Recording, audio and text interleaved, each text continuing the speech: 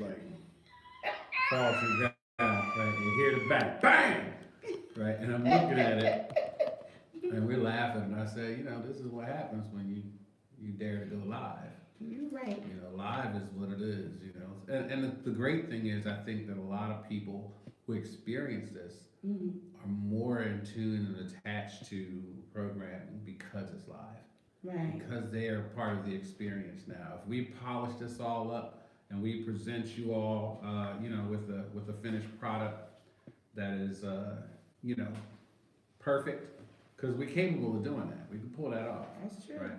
But it does lessen the experience for people. I think people will not have the ability to feel a part of Live at Five. You see how he did that? He just. It's all better now. Now we can be live. Now we can be live. Oh, so What's up, Fivers? yes, what's up, Live at Fivers? So I want to talk today, and of course, I had to call, I had to text my brother. I couldn't call him because he was working today. Well, he work every day, but today, Most days. So I had to text him, and I said, What's "This up, is the bud? topic for today."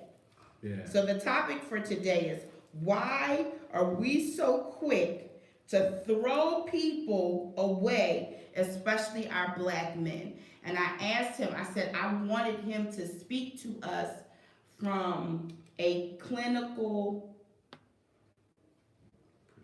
perspective. Interesting. And you know what? You can definitely speak from the African American male perspective. You know what I mean? Maybe, and I'm sure that at some point people have thrown you away because of whatever. No. You know what I mean? It's a daily throwing But it of pains me. awareness. Yes. Here's an It interesting, pains me. yeah. Here's an interesting thing, right? And I'll lead with this, and it's great that in an attempt and endeavor to always be global, um, there's a shared experience amongst humans Mm-hmm. that people encounter their perspectives in similar ways, like throughout different cultures. Certainly we could attach ourselves to the African American experience because that's the life that we live. Right. And there's so much inundation through the media of what goes on, that we a lot of times don't have an opportunity to take a look at the perspectives of others as well, right? And it's interesting. So I was watching Trevor Noah, a piece from Trevor Noah. He does this like in between the scenes or whatever when he's shooting a show. When they cut to go to commercial or whatever, Mm-hmm. and prep for the next shot, he'll take questions from his audience, Mm. right? As he's sitting there, they'll leave the camera rolling, and he records it and then puts that on his social media. And it was interesting because he just was fielding a question from the audience, and a Caucasian gentleman said to him, what do you think about reparations? Do you think that reparations should just be for one group of people? Do you think that reparations should only exist for African Americans? He said, because there are white people out here who are poor and struggling and really having a hard time in this economy. As we're seeing changes in the nation, there are people who are out here really suffering. Should reparations be then acceptable and accessible to white men, to white people in America? And so I thought without going into the answer for that or getting, doing that deep dive, Mm-hmm. what it showed me and what it continues to inform me is that our shared experiences in society can be very similar, even though we don't always see it. There are white people who feel like they are disenfranchised and thrown away. Mm. That are, while there is a extremely disproportionate amount of African American men in the prison system in America, right? Right. Extremely disproportionate. There's still an extreme amount of Caucasian men that are incarcerated in America. Right. It's ridiculous. The combination of it, we house more people in our prison system in this country than any other, and than the rest of the large nations combined. Right. So take everybody else in the world, put their prison population together. We got more people in prison than the rest of the world. That's And it's interesting sometimes to really kind of expand our thought and realize it's not just black people in prison. It's not just black men, right? But, you know, to your point, we do go back and realize that there is a systemic issue that exists in this country. And we can't, you know, we can't say it doesn't happen, it doesn't exist, because it's systemic both from a cultural standpoint. yes. It's it is. systemic from a legal standpoint, you know, from a governing standpoint. You know, I just went back and listened again to the rapper Common does a song called "Letter to the Free."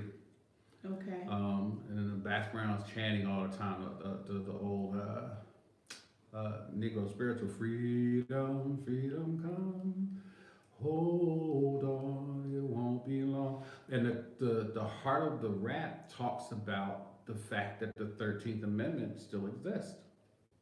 The 13th Amendment of the Constitution still says that slavery is allowable, is acceptable and legal if you are incarcerated, if you are a prisoner, if you're a criminal and you are incarcerated, that slavery and the concept of slavery is still allowed within the law of the United States of America.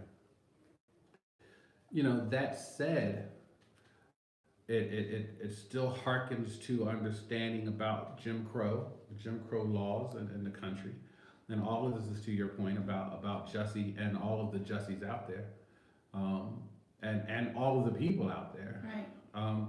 You know, there are still things that we have in place that are embedded and ingrained in our social construct that still informs how we see people, how we see each other, and how we see ourselves, right? And the biggest thing that informs how we see other people, yes, Mud. My buddy Andrew Mudd said, as we were talking about people incarcerated, he said, "Yep, and some of them are incarcerated for worse crimes." Yeah. Very true, very true. And less sentencing. Right. So it's interesting.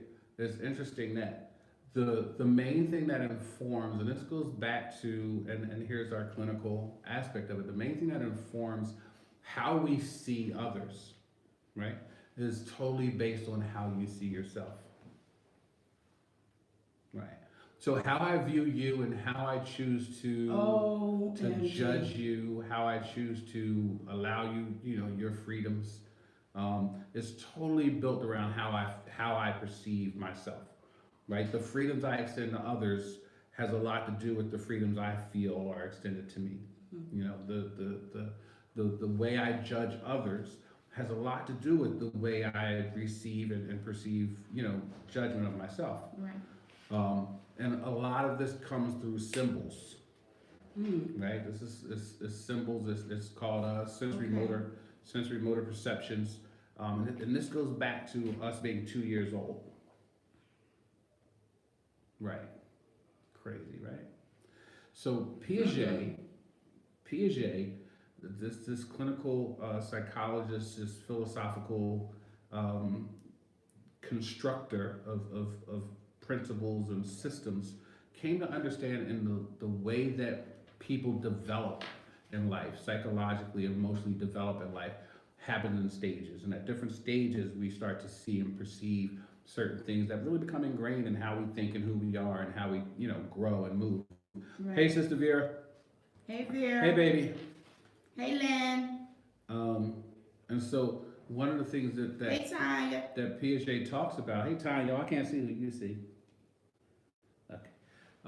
Is the fact that at 2 years old, we start to adapt symbols. We start to understand that different things we see and different symbols and different imagery starts to map out our understanding of what the construct is. Oh my goodness. Right?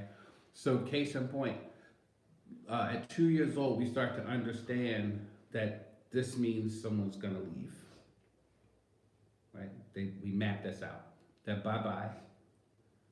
So before a child may even speak bye-bye, Right. then they start to wave, because they see other people wave at them, and then they see them leave their sight, right? And at 2, out of sight, out of mind, right?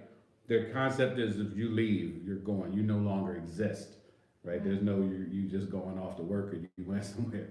You actually just stop existing at that point. So we start to pick up those symbols, right? At the same time, we're putting our kids in front of the television, and they're starting to learn symbols, right? They're starting to learn imagery and how that informs their truth, right? So let's take a real look at the truth of imagery of our social construct. Black men are scary. Black men are dangerous. They're criminals. They're uneducated. They're not involved in families. They're not involved in churches unless it's, or religion unless it's Islam, which now, remember, in this country is a very dangerous thing to be, right? Because, of course, you don't hear people discuss Islam. What's up, Sister Ty? You don't hear people discuss Islam in the mass media without discussing radicalism. You never hear them talk about the true tenets of Islam and peace, and constraint and comportment and dedication. So here's the imagery we start to see: black men in handcuffs, mug shots. It's funny because I used to tease. I would sit with Len when things would happen in the news, and they'd be reporting on it on the news, and I say, "Well, you're gonna know in a minute whether he's black, because if he's black, you gotta see him on the screen. You gotta see his mug shot, and you gotta see him in handcuffs. But if you're white, you may never see him. You're not gonna see him. You may never see him." What's up, Pastor Jeffrey? Right? And so the reality is, hey, Crystal, those imageries mean something to us. They mean something to us as children, and then they're reinforced as it goes along, right? Take the religious sect, right?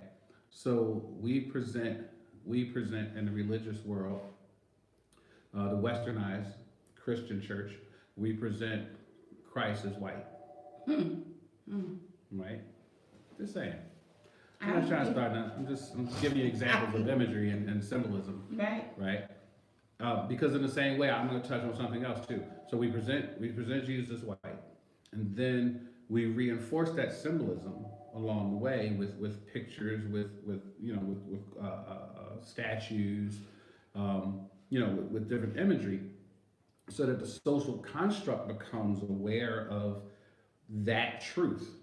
The sort of truth of westernized religion is that Jesus is white, to the point where other religions will argue why are you, why do you serve a white God, which is interesting in and of itself. In the same way, there's a lot of Western symbolism around Jesus that shows him constantly either a baby or being in the act of being crucified. So what symbolism does this present? Either powerless as a baby, and innocent and of really no effect, or defeated and crucified on the cross and in need of something, right? And so the symbolism becomes true because what it starts to inform you of is not powerful savior, conquering king, but instead lamb or crucified, right? And in the same way, we get the same thing with black men in the media and in society over and over, right? That we're dangerous, that we're scary, that we're not connected with our families. And so as the regular populace then take on jobs like police officers, lawyers, judges, because these are just regular people. There's nothing special about a cop. Cop is a cop. A cop is just another person in society that's now taking on this job to be a police officer, right? But they're informed by society in the same way that everybody else is informed. Right, right, Right? right. So as a police officer, black, white, male or female, doesn't matter. As they encounter an African American male in the world, all of the stigma comes to bear. Everything that has been taught, all the symbolism, everything comes to bear. And so then statistically you start to see a black man gets pulled over at night, a police officer will automatically have their hand on their gun, telling the person, let me see your hands. Right? And will tell you openly, because I've had it happen to me, I'm just doing this to protect me and you. And I've responded when I've been told that, I don't feel protected. I hope it's working for you, because I don't feel protected at all. And it doesn't make people good or bad, it makes them conditioned. So that's why something like a Jussie Smollett happens, and there can be an automatic response, an auto response in society that says, right, Yes. all of the stigma comes to Because bear. it was an automatic response. People Right. started putting up all kinds of stuff on social media without getting all of the information. We get sporadic information and then we just want to throw it out there. We want to throw this man under the bus. Not even him, because he was just, he just kind of sparked something, right? But we do that to people. We do it in the church. We do it in our family. Yes. And then we expect, this is the crazy part, we expect somebody to treat us differently. Right. Right. And my thing is, you gotta, if you wanna see change, you gotta be the change, period. Producers over there with the hand gestures, you will see. You know, You you gotta be change. the change. And it's hard to be change if you don't really see yourself. When you said that in the beginning, Yeah. that to me was everything. Yeah. Yeah. Everything. The greatest part of change, and this is our biggest challenge, and this is great to be takeaway one. The hardest part of change. Takeaway one. Y'all hearing this? Takeaway one. The hardest part of change is accepting it in yourself. I'm not gonna write because I'm gonna get off. Keisha gonna get it then because my brain is all like I'm really like how my children said I'm really hyped Super hype. about this. You about to go. The hardest part of change is accepting it in ourselves. The hardest part of change is accepting it in ourselves. Yeah. You know, I often ask. Embrace the change, people. I go around, yeah, and embrace your change. Your change, right? You know, the truth is like, so it's hard for us to not be prejudiced because we can't deal with our own prejudices. You know, it's hard for us to I'm not gonna talk about the president today. Well, you know, it's interesting because, you know, I keep having this conversation with people. Says very I'm woke. I keep having this conversation with people. So Trump is not the problem. He just has some. Trump is the byproduct of our society. It's the eventuality of what happens in society when our social construct allows itself to, you know, continue to perpetuate stereotypes and stigmas based on ignorance, based on the color of people's skin, based on class, based on economic structure, without addressing the reality of systemic oppression and systemic racism. What you end up with is a Trump. That's why, and this is one of the things that Trevor Noah was speaking of. That's why, although President Trump denies himself to be a racist and does not identify himself as white supremacist, it's the reason why white supremacists identify themselves with Trump.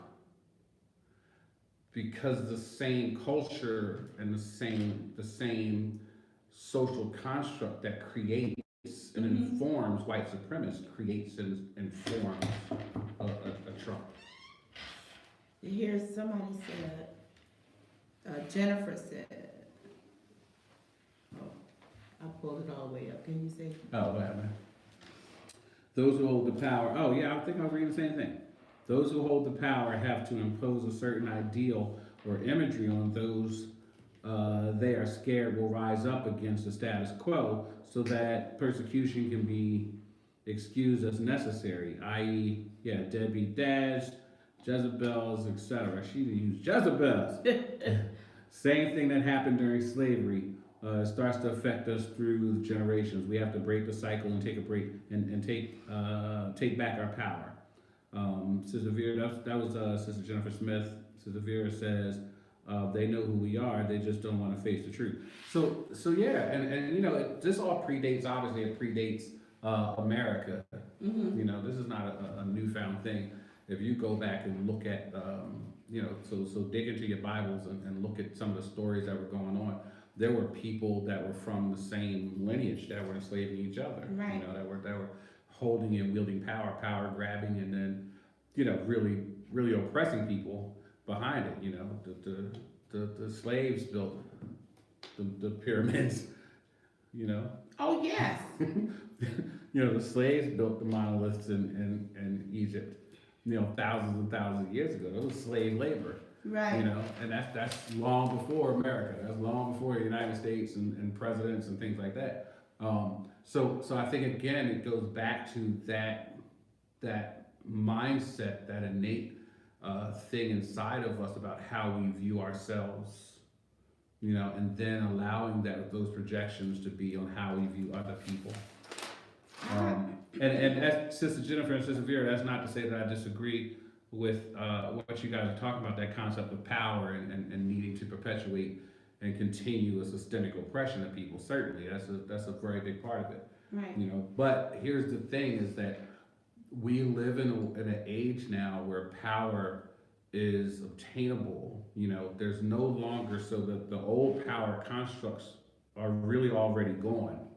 What they're trying to do now is to inform you or trick you into thinking that you're unable to have power, mass power, and to have so you look at a Jay-Z who grew up a drug dealer, who sold a clothing company for $200 million, and then went on to sell, you know, another company for $625 million. So you got a dude that's now a billionaire, right? So he's amassed enough economic growth that he can both dictate who gets jobs, who gets paid, how much they get paid, where those jobs are, and so that's going to affect the actual social economic structure of those neighborhoods. You know, the fact that he moved his basketball team, you know, into a different part of New York, you know, away from Manhattan and into I think they're in Brooklyn, right? Brooklyn, somebody help me out, basketball people. He took his basketball team and moved them into Brooklyn. That affects directly the social economic structure of Brooklyn. You know, it impacts people directly. Right. So what needs to happen though is then we have to be able to be tied in culturally enough to say to a Jay-Z, you know, so these are the agendas of our people. Thank you, and thanks, Mud. Brooklyn, the Brooklyn Nets. Thanks, man. I thought it was Brooklyn because I remember when he moved it, I was screaming Bucktown all the time because that's what I remember about Brooklyn back in the day when I used to go up there to do sound for hip hop parties, and everybody be yelling around, running around yelling Bucktown, because that's how fast you was gonna hear gunshots. Wow. That's what they call Brooklyn Bucktown. I don't know if they still call it that. But anyway, we have to continue to, one, have social agenda. One, have a social agenda. And then two, be able to grow and promote social agenda. That used to happen. It used to start within the church. It used to. We've gotten so far away from, I often say this, and I say this to myself, that there was an original plan and purpose I believe that God had for us as people. we've gotten so far away from that. If I go back to Genesis, you need some juice. If I go back to Genesis, right, and talk about, having dominion over, you know what I mean? We don't even operate Right. in that realm, if I can use that word. Use realm. Right. We don't operate That's there. my favorite word. You I use, know. realm. We don't operate Talk there. about the realms. We don't, our faith Right. is not even, we haven't even touched the basement, Right. if you will, of the realm. Right. We haven't even touched the basement. Our faith is not even there. Well, the Christian church no longer requires faith. We don't need faith for anything. Dr. Will, We've achieved what we need to achieve. you, We don't need it for faith. You can go get a payday loan. it pains me so much. That was heavy, wasn't it? You just Yes. go get a payday loan. You need no faith. It pains me. That faith on the shelf. It pains me. It Yeah. pains me. And then this whole, you made mention of Like, what's judgment. your church's social agenda? Now, you should ask that. Whoa. You should be able to ask your pastor, what is our church's social agenda? What is the church's social agenda? Takeaway 2. Take away. I double dog dare you. Go to your spiritual leader, whether you're in a Christian church, Islam, whatever it is, a Jewish synagogue, whatever it is that you're listening to. I will go to your spiritual leader and say, what is the social agenda of our organization? And how are we poised and intentionally positioned to affect the growth and stability and prosperity of our community, whatever that community is? I ain't talking to just black people. White people, Puerto Ricans, Vietnamese, This Chinese, is a calling to the Korean, carpet. whatever it is. Ask, what is our social agenda? Because especially if you're of the Christian faith and your spiritual life does not involve social agenda, something's wrong.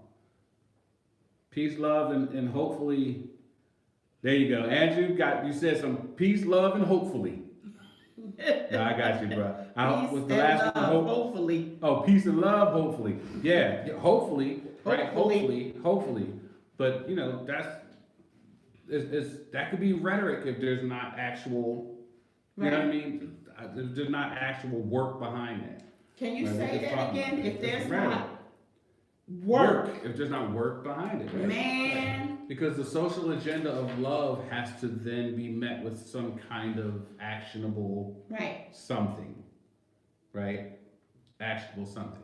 And the social agenda of love cannot prevail if it's only subculture, right? So if we're not loving the LGBTQIA community, if we're not loving criminals, if we're not loving, adulterers, if we're not loving those who don't look like you, those who Right. don't act like you, those who don't believe like you, then that's your off agenda. That's not really a truth. Then that's rhetoric and not. No, but you know what people say? I'm not gonna love Right. nobody who murdered. I'm not gonna love nobody who. That is not even a question. Right.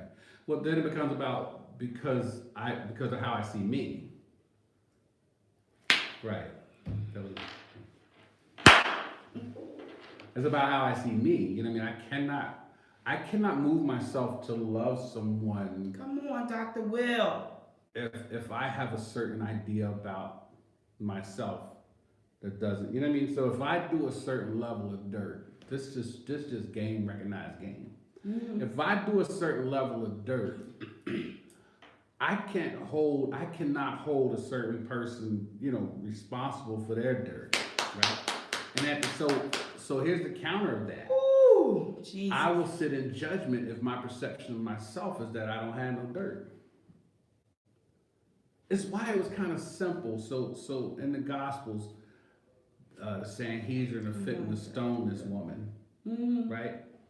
And it's why it was kind of simple that Christ kind of steps into the circle and was like, okay, you're right. The law says stone her. I get that. I get behind. I stand behind. I'm not arguing the law, right? So whoever's whoever here does not also deserve to get stoned because of your sin. stone her. Right? So, Right. but prior to that moment of self-reflection that they had to take, they ready to bust her head open. Right? We ready to bust Jesse's head open, without really being introspective of ourselves enough to say, because the person that can't stop and say, so Len was all day like, what did this boy didn't do it? You know, the two of y'all is always on the same page. What did this boy didn't do it? What did that didn't happen? You know, and people just destroying him, and they destroying him. You know, and so I view society and, you know, for what it is, you know, and I just was kind of like, you know, I'm not surprised. You know, I'm not surprised because there is a sense in our society that we are always righteously judged. You know, we're justified. You know, our righteous indignation has no end. We are righteously justified to do and be who we are. It is the reduction, and we used to talk back in the day, is the reduction or the increase of situational ethics in society, right? Yeah. Where our stance becomes acceptable in different situations, right? So I'm gonna love everybody unless a guy shows up in my church in a dress, right? I'm gonna love everybody unless this person has a criminal record. I'm gonna love everybody unless, right. You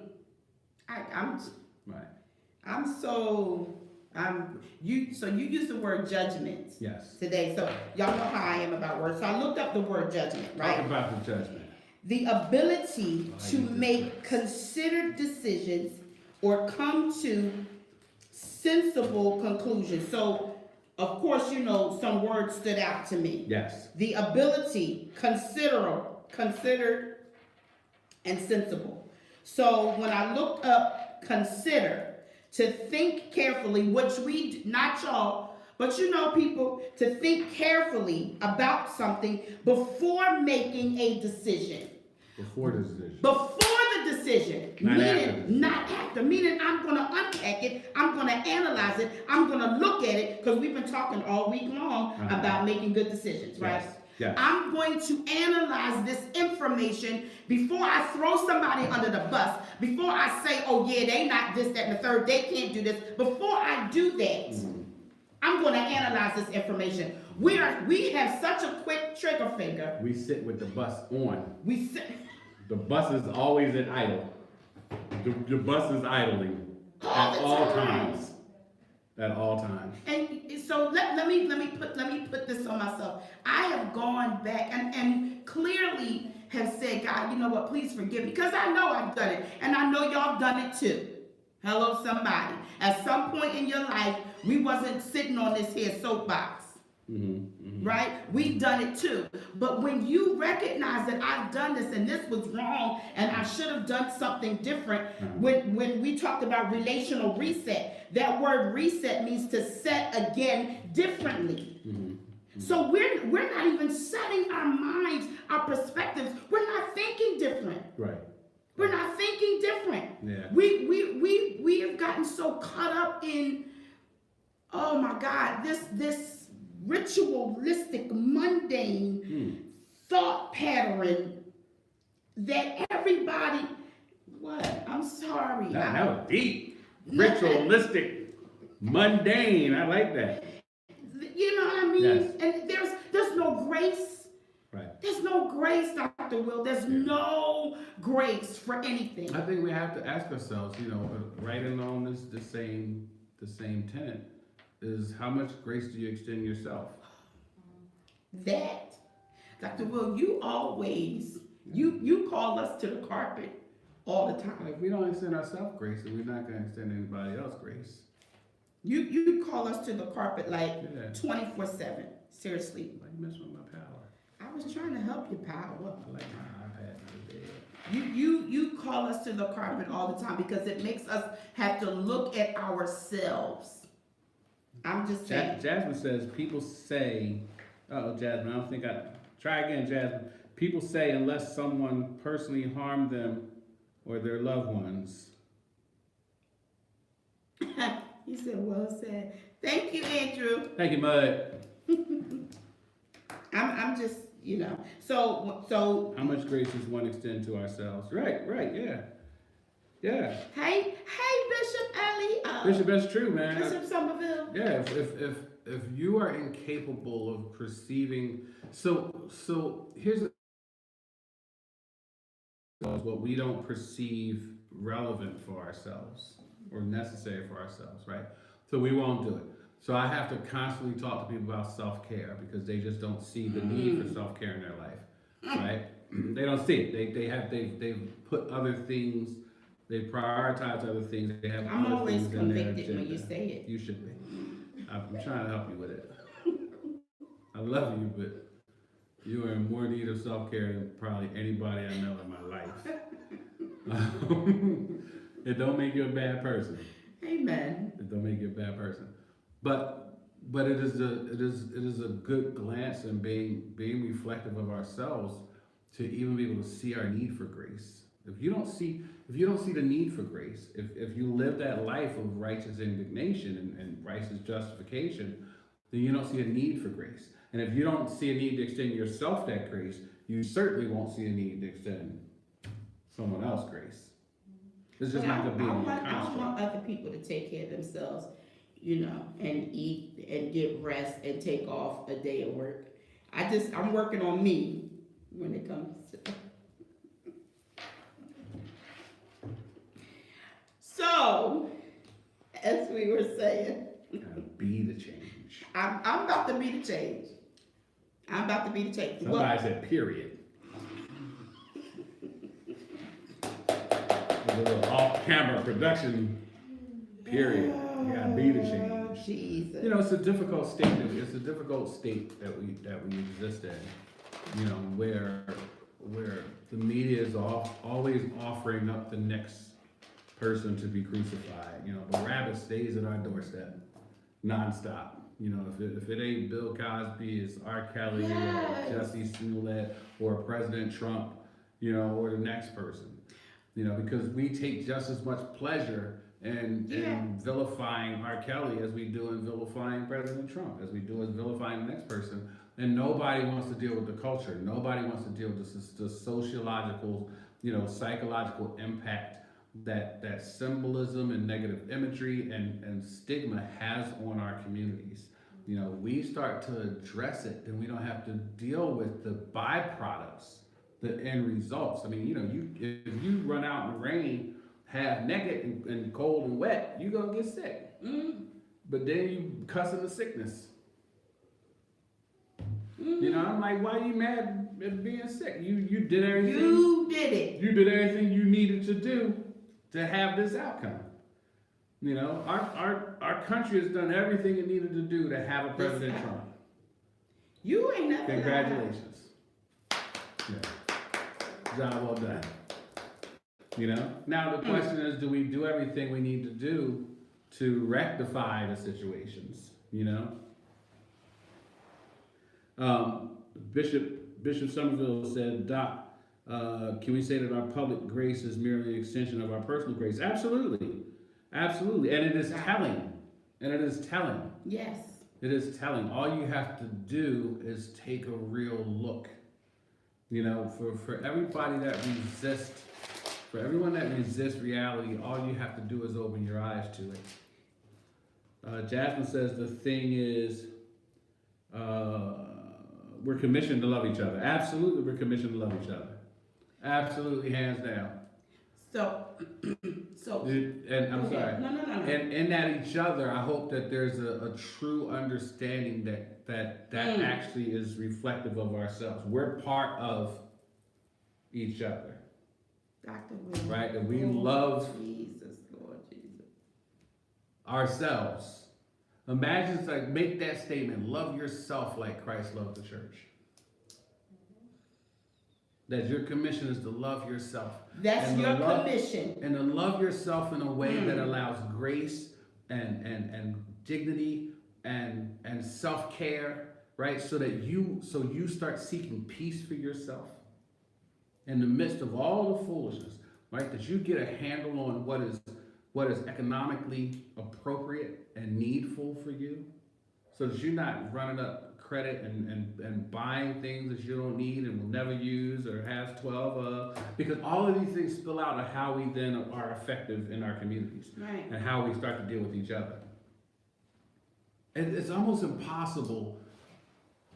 So here's that open your eyes to reality, right? Is this takeaway 3? Mm. No. Okay. That's too crazy to be takeaway 3.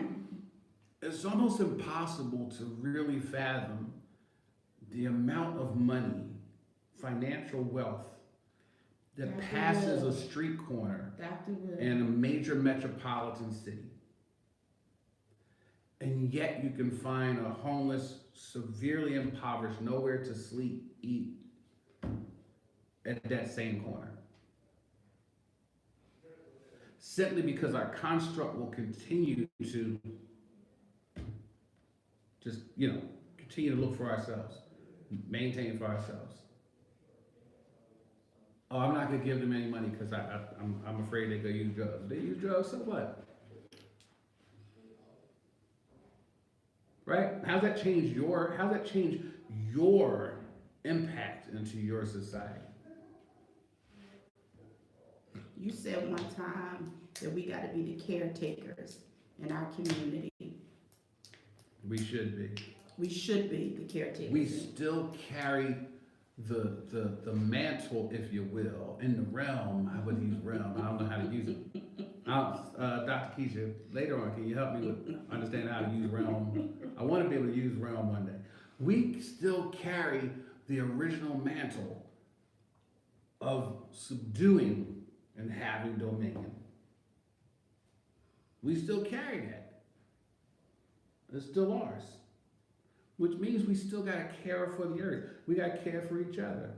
I tell people all the time, it's one of what people call my quirks. They be like, oh, you want me to print that out? I'd be like, absolutely not. Please don't print nothing out for me. Ever. Don't use the paper. Don't use the ink. I would try and be as green as possible. I would have as much of a negative impact on our environment, our social environment, and our actual planet as possible. Because that's subduing and having dominion. Not excess. That's Not excess. Not more. so good. Not more.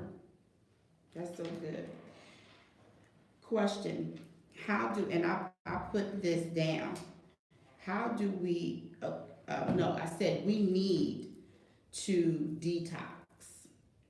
We need to detox. I like the detoxes. I like that too. We need to detox. Yes. How can we? What if we had to give a takeaway for detoxing the toxicity that we have? And I'm saying, I believe that we have allowed. That's a difficult, yeah. It's a very difficult question. I know. I mean, there are answers of how to rid our society of stigma. But it doesn't But it's have hard. to start with us, though? Absolutely. Everything starts with how you view yourself. Your personal challenge of takeaway 3. Takeaway 3. Your personal challenge becomes, how do I rid myself of stigma? What are my stigmas? What is it I look at in people? Wow. And so here's how you know. Lord. Here's how you know you got a stigma. If you look at anyone and based on how they look in your perception, you are moved to have thoughts about that person's character or abilities. You know what? You better And say it you good. are operating in stigmas. If you look at somebody and based on what you see, you are already moved to have perceptions of that person's character, then you are operating with stigmas. And you have to start to ask yourself, how do I rid myself of those stigmas? Because that's how you, hands down, become a better person. And then we're gonna go.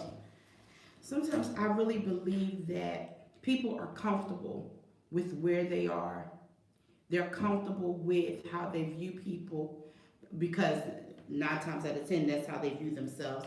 I believe that there are folks that don't want to change. They've gotten so comfortable with where they are that they don't want to change, or they don't know how to change, or that if I do change, it's going to cause me more pain than what I have or what I'm dealing with right now. Yes. So I'm comfortable with where I am. I'm comfortable being judgmental. I'm comfortable, and I'm going to go there. I'm comfortable being mean and nasty, not wanting to understand, not wanting to listen. It's only my opinion, what I believe. You can't say nothing because this is what I believe. Shame on you. I'm comfortable being a xenophobe. I'm comfortable being a homophobe. Shame on you. I'm comfortable being, being resistant to other religions. I'm comfortable being resistant to other cultures. I'm comfortable being resistant to other classes of people. Shame. I'm telling you, I'm going to say like the last 2-3 years, God has opened my eyes, and I say this like when I say this, I mean what I say. God has opened my eyes through you to so much stuff that I have just like any other time. Oh no, ain't no way. You understand what I'm saying? Sure. He really has opened, in the last 3 years, has opened my eyes. I see people differently, although there are times when I see things and I'm like, can I just help you see this, and then people are resistant to that, and that's fine. Right. Some people don't want help, Sure. which is fine with me, because I've learned that if you don't want help, I'm not going to force it on you. What I am going to do is I'm going to live before you, Right. hands down. Yeah. But my eyes have been open to so much, and because of that, the ridicule, again, and I say this all the time, they throw you under the bus. They don't want to be bothered with you. Right. They don't want to talk to you. Right. You know what I mean? They talk about you when they don't even know you, for real. And I'm saying to myself, okay, God, this is what it was like for your son. Yeah, stigma. Yes. Yeah. This is what it was like for your son. Absolutely. I would rather be like Jesus than to please people who are stuck in their ways, will never change. Well, here's something interesting. So here's a tactic that Jesus took, and it's very similar to what we're talking about here. Is rather than get you to try to understand your maladaptive behavior or position in a thing or a situation, instead, I just try and get people to see themselves in the midst of that situation. I wish I had a mirror. So Christ says, wait a second, you already a fisherman? Okay, so I'll come on and make you a fisher of men. Right? I'm not going to take you outside your comfort zone. I don't need you to step outside of where you are. I need you to be able to see yourself in this situation. Right? Same woman, when it's about to get bricked up, same woman that's going to get stoned to death. After he deals with the crowd, he turns to her and says, where are your accusers? Right? Is there no one left to accuse you? Right? So go and sin no more. He deals with her on a personal level. Right? So he acknowledges in that statement she's a sinner, which forces her into a place of self-reflection. Yes. He ain't say, is it true? Right? He ain't say, is it true?